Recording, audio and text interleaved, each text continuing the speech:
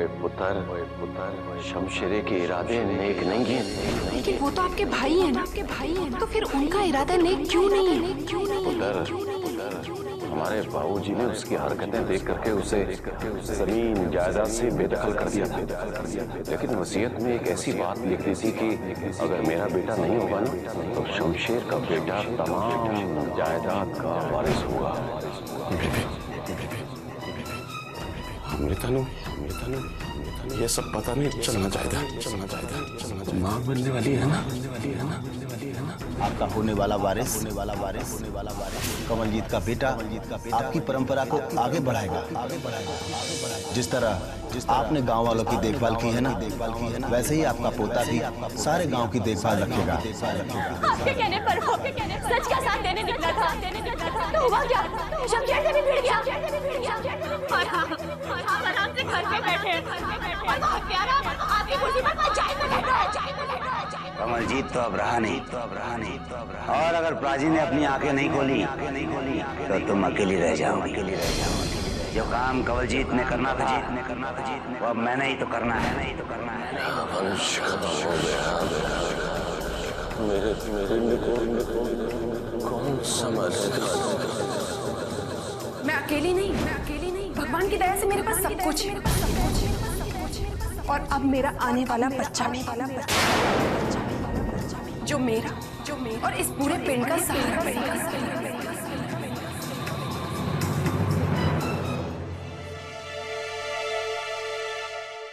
अमृता,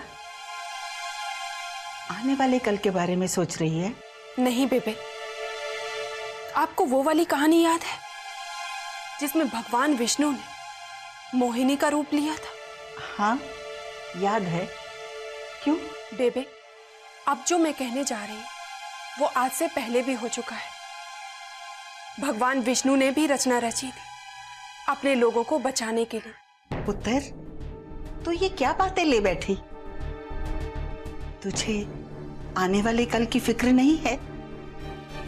आने वाला कल तो मेरी आंखों के सामने यमदूत बनकर खड़ा हो। जैसे लोगों को पता चलेगा कि मैंने एक लड़के को नहीं बल्कि एक लड़की को जन्म दिया है, तो शमशेर चाचा जी का डर उन्हें इस गांव से निकलने पर मजबूर कर दे और खुद शमशेर चाचा जी यहां आ धमके और हमारे इस घर पर कब्जा करके हमें बेघर कर दे। ऐसा मत सोच अमृता। शमशेर गांव वालों के लिए कितना भी हैवान क्यों ना हो, लेकिन चौधरी के सामने आंख उठा के बात करने की हिम्मत नहीं है उसकी। और फिर चौधरी के होते हुए उसका तो कोई हक ही नहीं बनता कि वो इस घर में कदम भी रख सके। ये मत भूलो बेबे कि पापा जी की सांसें इसी उम्मीद पर चल रही कि मैं इस घर के वारिस को जन्म दूंगी, यानी एक लड़के को। मैं तो इस ख्याल से ही डरती हूँ कि जब उन्हें ये पता चलेगा कि मैंने एक लड़की को जन्म दिया है, इस घर के वारिस को नहीं, तो पापा जी की क्या हालत होगी?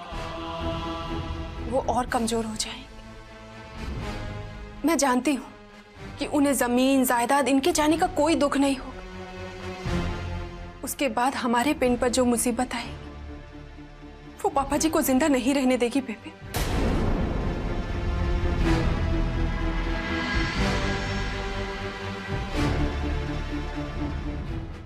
मत रो बेबे, मत रो। पुत्र, अब रोने के सिवा रह क्या गया? अभी तो हमारे पास सब कुछ है बेबी, लेकिन अब इसे कैसे बचाना है हमें ये सोचना है। अब कुछ नहीं बचेगा अमृता।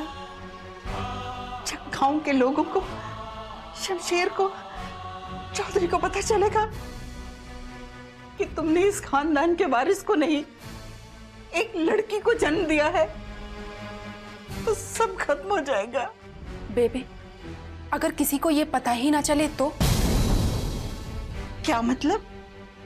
अगर लोगों को हम नहीं भी बताएं तो क्या उन्हें पता नहीं चलेगा कि तुम मां बन चुकी हो? मैं जानती हूँ, मैं ये तो नहीं छुपा सकती कि मैंने एक बच्चे को जन्म दिया है। तो क्या छुपाओगी लोगों से? अगर मैंने ये कहा कि मैंने एक लड़की को जन्म दिया है तो शमशेर चाचा जी चारों तरफ तबाही मचा देंगे। तो क्या कहोगी लोगों से? अब हमें और पिंड वालों को कोई नहीं बचा सकता। बचा सकता है कोई। भगवान ने तो हमसे आंखें फेर ली हैं। भगवान खुद किसी को मारने या बचाने के लिए नहीं आते, बल्कि किसी को भेजते हैं, जिसके आते ही पापा जी भी बिल्कुल ठीक हो और अब हमारे पूरे पिंड को भी बचाएंगे। ये बच्ची, एक लड़की, ये बचाएगी पूरे पिंड को। हाँ बेबी, क्योंकि मैं किसी को बताऊंगी ही नहीं कि मैंने एक लड़की को जन्म दिया है। हम सबको यही बताएंगे कि इस घर का वारिस आ चुका है और मैंने एक लड़के को जन्म दिया।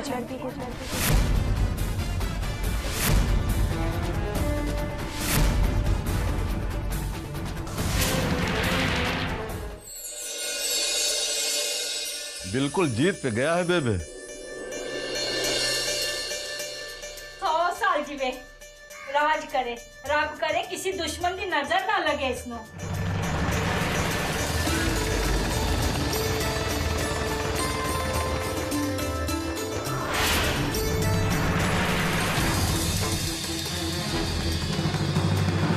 ए लो, दुश्मन आ गए।